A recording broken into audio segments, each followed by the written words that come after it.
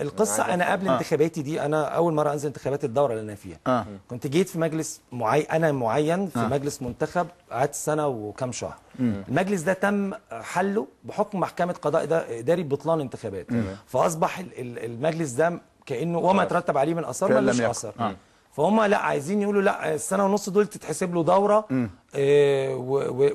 واللائحه الجديده بتقول كده. اللائحه الجديده ما قالتش كده. اللائحه الجديده وحكم محكمه القضاء الاداري واستندنا بحكم ومحكمه دستوريه بقى ان انا معين غير منتخب كمان. فامور كتيره جدا ما فيهاش الوقت الممطى ده، ولكن تدخلات اتحاد الكره والحاجه غريبه جدا. يعني انا لما اقول رايي او انقد او اعارض اتحاد الكره، انا عضو جمعيه عموميه في اتحاد الكره وده حقي، انا السلطه العليا. انما الكابتن سمير واتحاد الكره ايه علاقته بنادي النصر كانتخابات نادي النصر؟ فهي ده كان الغريب جدا، وكان المتدخل بقوه سواء في مديريه الشباب او في مجلس قومي الرياضه هو الكابتن سمير زاهر. طب هو كابتن، هو اللائحه اتطبقت؟ طبقت من 1/7. خلاص طبقت؟ في انتخابات المعادي. امبارح كنت قاعد مع رموز انا من نادي المعادي، الحقيقه مش عارفين يستقروا على قائمه يا نادر عشان لا انا قصدي كابتن، هي اتطبقت من 1/7 خلاص.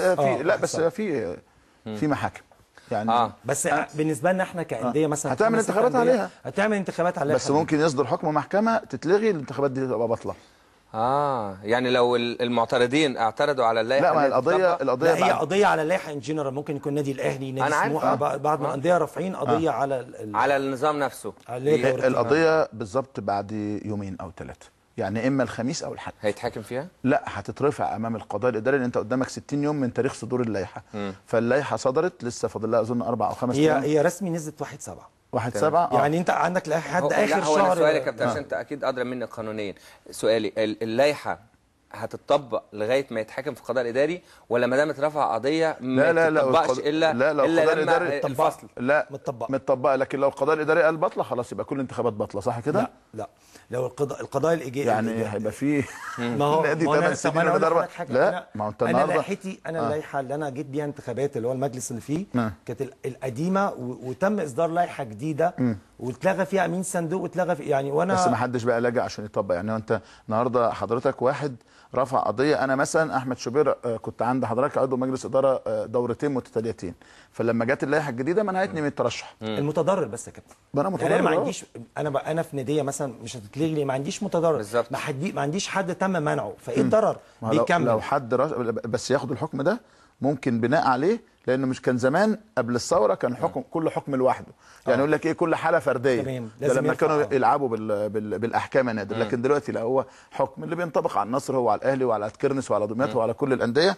وبالتالي اتصور لو صدر حكم ببطلان اللائحه، اتصور يعني انا مش قانوني، لكن لو صدر حكم، بس رحت النيابه كتير، فلو صدر حكم ببطلان اللائحه هيبطل. انا عندي خبره اكتر لان انا رحت النيابه اكتر مني، اتسجنت اكتر. لا انت ما اتسجنتش. لا احكام يعني لا 6 اشهر وسنه والحاجات دي كلها. لا انا لسه ما وصلتش المرحله دي. انا من اول امبارح محامي عضو في النادي قال لي دكتور عمرو انت داخل تلبس في النيابه دلوقتي. قلت له تلبس؟ طب في ملايه؟ قال لي لا تلبس، محاضر تلبس يعني انت ممسوك. انت فين؟ قلت له انا انا في البيت. قال لي طب انا هشوف ايه. اتاري الحي عمل لي محضر تلبس استئناف اعمال قد تم ايقافها. كنت انا ساعتها في ثانيه اعدادي. بتتكلم جد ولا بتهزر؟ والله انا عندي المحضر يا كابتن شوبير. انا يعني قضيه وانت ما هو بيعمل قضيه على رئيس مجلس اداره نادي النصر ايا كان مين هو بقى. انا بقى لما بتعمل لي القضيه ما تعمليش رئيس مجلس اداره، بتتعمل عمرو عبد الحق عمران. فهو في 2002 عمل ايقاف اعمال لمحلات، عمل لي انا استئناف اعمال وانا متلبس. طبعا انا ولا متلبس ولا خد عمال ولا خد مقاولين، ولكن انا من كل اتجاه انا عندي محاضر. يعني انا عندي خبره المحاضر والقانون واللائحه زي ما بقول لك. فيما يخص نادي النصر اقر لك ان مفيش، حتى لو اللائحه دي تم الغائها بنرجع للائحه القديمه، والانتخابات اللي جايه تتعمل بالشغل ده. عموما انت راجل رد سجون، فانا ماليش علاقه بالموضوع. انا لسه انا دوب انا بروح بتسال وبرجع، فلسه ما يعني ما وصلتش للشرف. لا انا وصلت جنب القفص. انت لسه جنب. انا وصلت جنب يعني رجل بره رجل جوه ولا لا يعني بدل ما اخش القفص قعدوني جنب القفص. ده في الاستئناف. وبرده بسبب النادي. دي مجامله منهم. القاضي نفسه بدل ما دخلني جوه القفص قعدني بره القفص.